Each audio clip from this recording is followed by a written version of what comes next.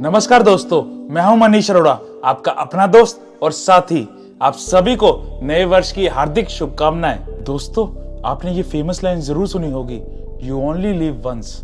मतलब आप एक ही बार जीते हैं। लेकिन फिर भी हम ये सोचते हैं कि जिंदगी बस एक उलझी हुई सी पहेली है जिसमें बस प्रॉब्लम्स ही प्रॉब्लम्स है। क्या आप भी ये सोचते हैं कि जीवन एक प्रॉब्लम है? तो रुकिए और सोचिए, क्या वाकई ऐसा है? दोस्तों, राजेश खन्ना की मूवी की ये मशहूर लाइन तो आपने सुनी ही होगी, जिंदगी बड़ी होनी चाहिए, लंबी नहीं। जीवन एक ऐसा अनमोल उपहार है जिसे हम हर रोज खोलते हैं और हर रोज हमें कुछ नया मिलता है। ये एक सफर है जहाँ हर मोड़ पर खुशियां और सीख मिलती है। आइए एक कहानी के माध्यम से इसे समझे।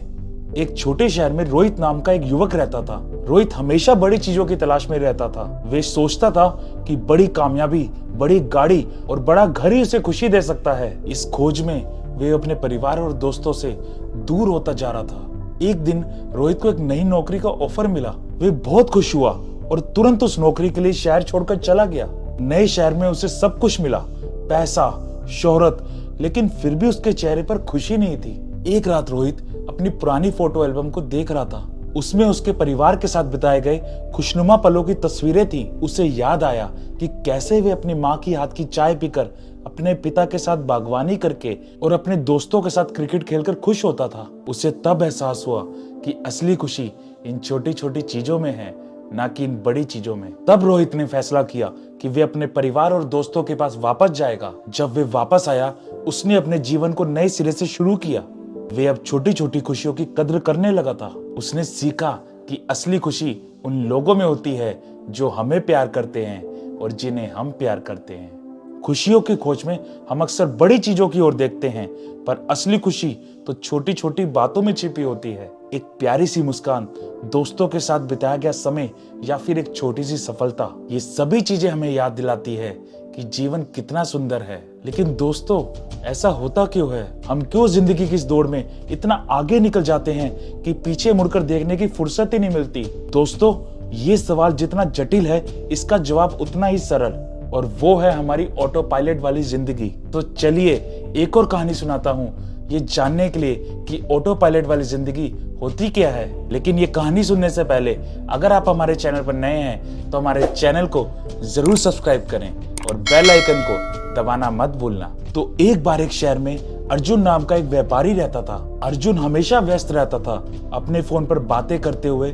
ईमेल्स चेक करते हुए, हमेशा कुछ ना कुछ करता रहता था। अर्जुन रोजाना बिना चीनी की कॉफी पीता था। वे हमेशा इतना व्यस्त रहता था कि उसे कभी अपनी कॉफी का असली स्वाद महसूस ही नहीं हुआ। उसका जीवन एक तेज रफ्तार ट्रेन की तरह था जो कभी रुकती नहीं थी। एक दिन अर्जुन की मुलाकात एक साधु से हुई। साधु ने उससे पूछा, क्या तुमने कभी ठहरकर अपने आसपास की दुनिया को देखा है? अर्जुन ने हंसकर कहा, मेरे पास इसके लिए समय नहीं है। साधु ने उसे एक चुनौती दी। उसने कहा, एक दिन के लिए अपने सभी गैजेट्स बंद कर दो और अपने आसपास की दुनिया को महसूस करो। अर्जुन ने इसे मान लिया। अगले दिन अर्जुन ने अपने फोन, लैपटॉप सब बंद कर दिए। वे बाहर निकला और पहली बार उसने देखा कि पार्क में बच्चे कैसे खेल रहे हैं, पेड़ों पर पक्षी कैसे चहचहा रहे हैं। उस दिन जब अर्जुन ने अपनी कॉफी का पहला घूंट लिया तो उसे वे बिल्कुल भी पसंद नहीं आई। ये वही कॉफी थी जो वे रोज पीता था, लेकिन आज उसका स्वाद अलग था। अर्जुन ने सोचा और फिर उसने अपनी कॉफी में 2 चम्मच चीनी मिलाई। फिर जब उसने कॉफी पी तो उसे उसका असली स्वाद मिला।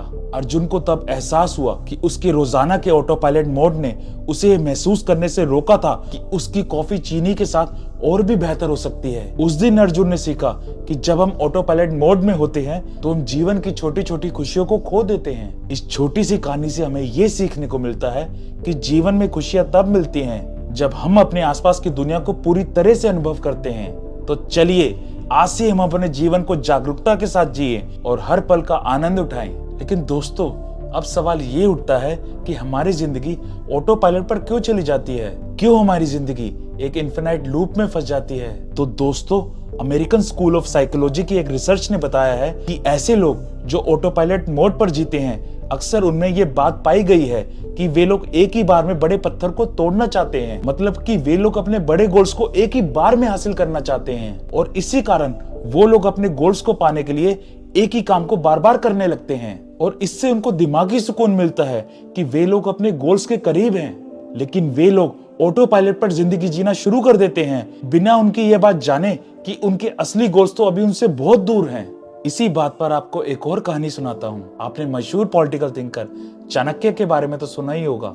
एक बार चाणक्य ने अपने शिष्य चंद्रगुप्त के साथ पूरी ताकत से नंदा साम्राज्य पर हमला किया। ये जंग 15 दिन तक चली। हर दिन चंद्रगुप्त की सेना जाती और महल पर हमला करती, लेकिन 15 दिनों के बाद कुछ भी हासिल नहीं हो सका और चंद्रगुप्त ये जंग हार गए और वे अपने गुरु चाणक्य के साथ किसी जंगल में जाकर छुप गए। चाणक्य बहुत निराश थे। उन्हें ये समझ ही नहीं आ रहा था कि ऐसा क्यों हुआ। तभी उनको एक औरत की आवाज आई जो अपने बेटे को रोटी खिला रही थी। चाणक्य उनके पास गए तो उन्होंने देखा कि वो बच्चा पूरी रोटी को एक ही बार में अपने मुंह से खाने की कोशिश कर रहा था।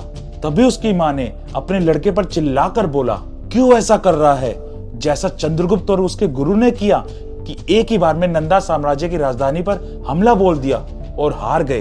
तू पहले इस रोटी के छोटे छोटे टुकड़े कर और फिर खा, और वो गलती ना कर जो चाणक्य ने की थी। तो दोस्तों, बाकी कहानियों की तरह इस कहानी से हमें ये सीखने को मिलता है कि बड़े गोल को हासिल करने के लिए उसको छोटे छोटे गोल्स में तब्दील करो और हर छोटे गोल को निर्धारित समय में हासिल करो।